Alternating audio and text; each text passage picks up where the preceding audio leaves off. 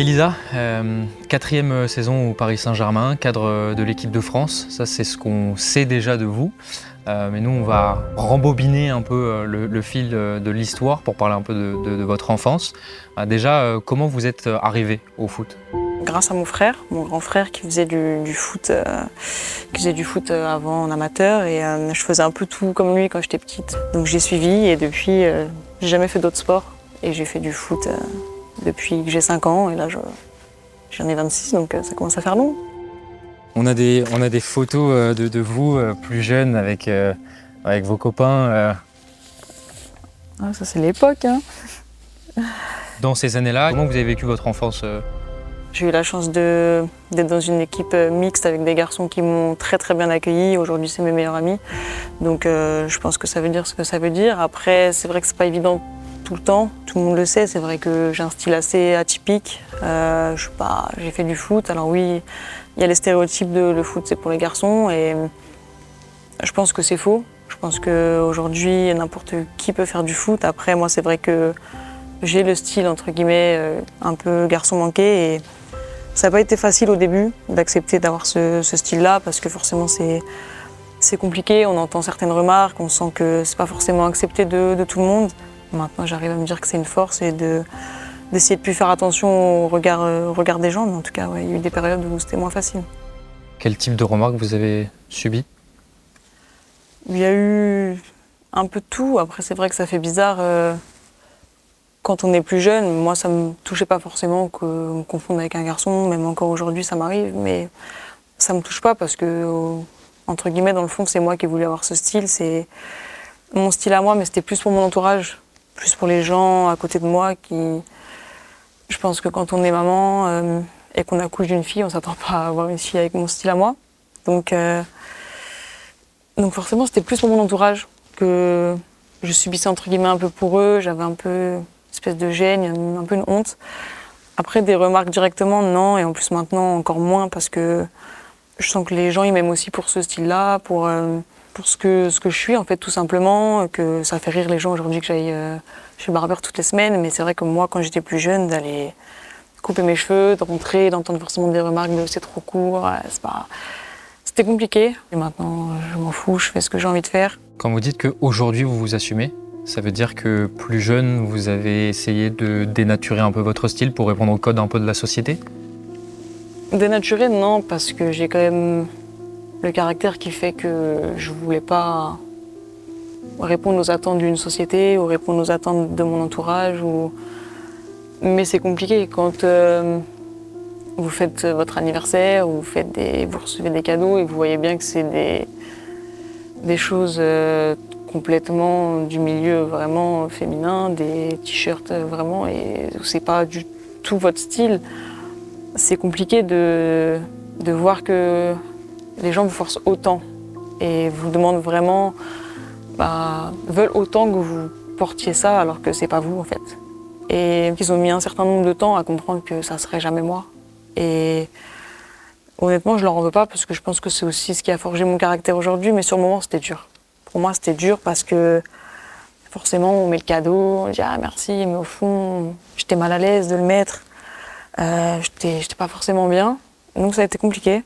Maintenant, aujourd'hui, je reçois les cadeaux que je veux recevoir et c'est très bien. Après, je parle même pas que des cadeaux, mais c'était plus de sentir que les gens veulent que tu sois quelqu'un d'autre, alors que moi, j'ai pas envie d'être quelqu'un d'autre. Vous avez beaucoup parlé du coup avec votre entourage, vos parents peut-être aussi?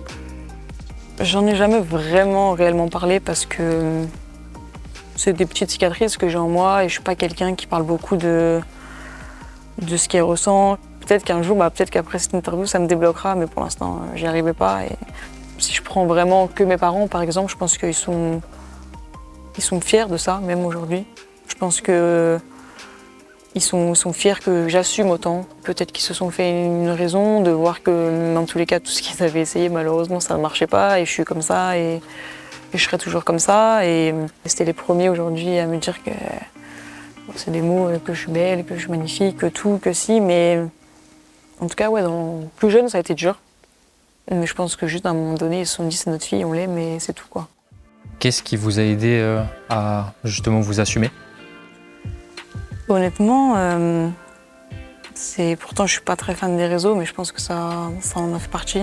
Déjà, il y a eu un travail sur moi-même toute seule. Après, je pense que les réseaux m'ont énormément aidée, parce que quand je vois les commentaires des gens qui valident entre guillemets ce style, cette personnalité, je pense que indirectement ça m'a réconfortée aussi sur me dire aujourd'hui c'est ton identité, c'est ta force sur le terrain.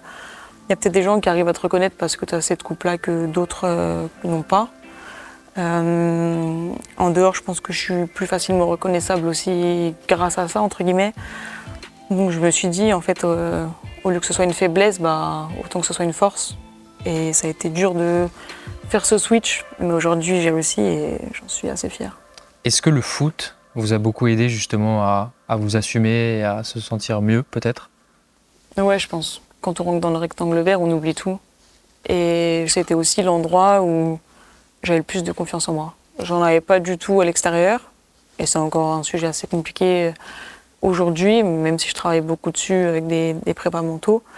Mais une fois qu'on est sur le rectangle vert, ça change tout. Et c'est l'endroit où j'ai le plus de confiance, où j'ai le plus confiance en moi. Et c'est aussi pour ça que je suis pas vraiment la même personne quand je suis sûre et en dehors du terrain, ou sur le terrain on me voit énormément parler aux autres avec beaucoup de...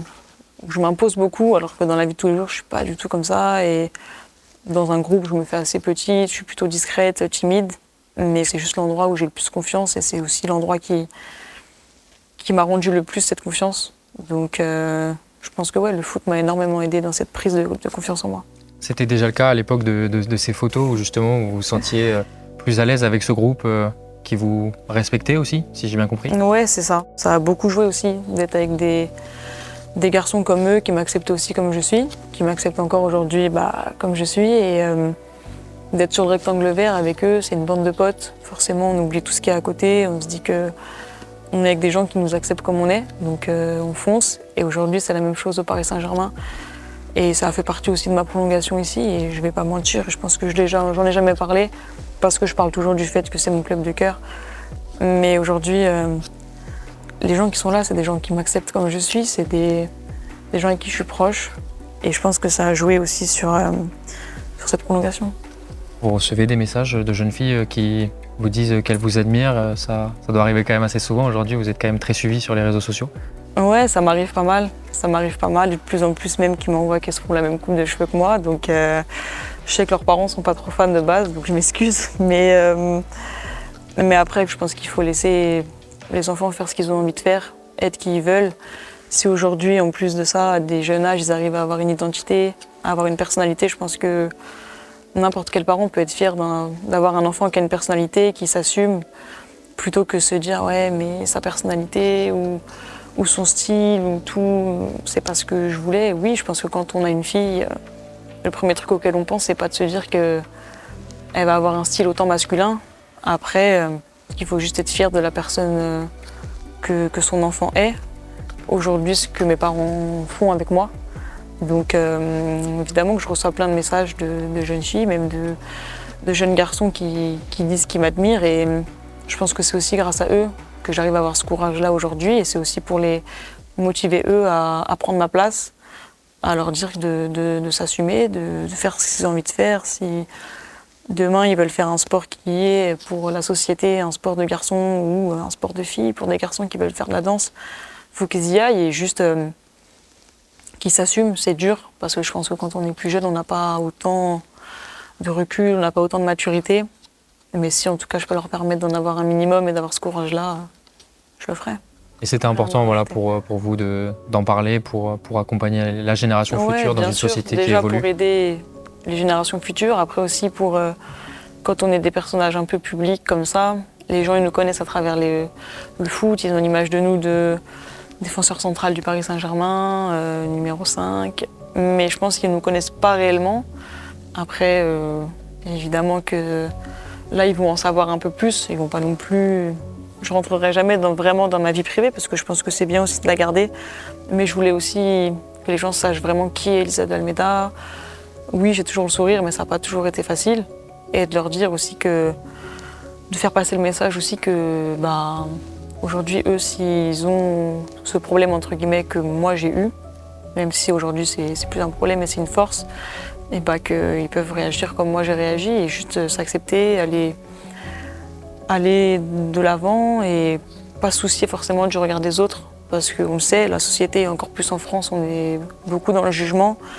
Et c'est ça aussi, je pense, qui a été difficile. Mais je pense que ouais, c'est juste s'accepter et faire de tout ça une force. Pour finir, ces cicatrices dont vous parliez, finalement, elles ont construit la femme et la joueuse de foot que vous êtes aujourd'hui?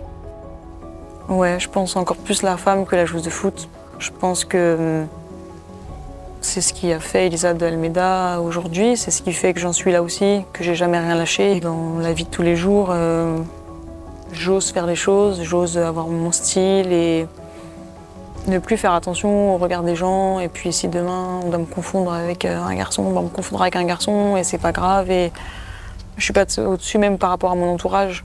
Oui, ça me fait encore un peu bizarre quand ça m'arrive devant ma famille et tout, parce que ça reste quand même la famille, je sais que...